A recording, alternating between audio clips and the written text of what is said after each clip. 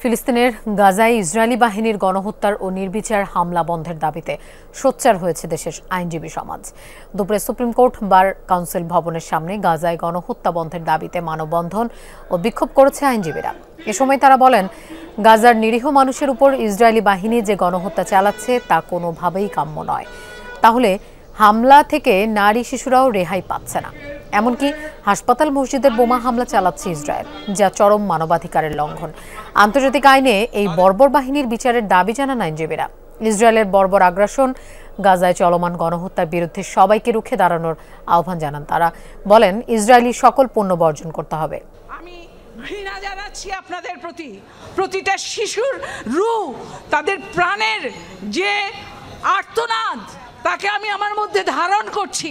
গাজায় বর্বরতা বন্ধ করতে হবে, জেনোসাইড বন্ধ করতে হবে, ডিমোলিশন বন্ধ করতে হবে, ইভিকশন বন্ধ করতে হবে।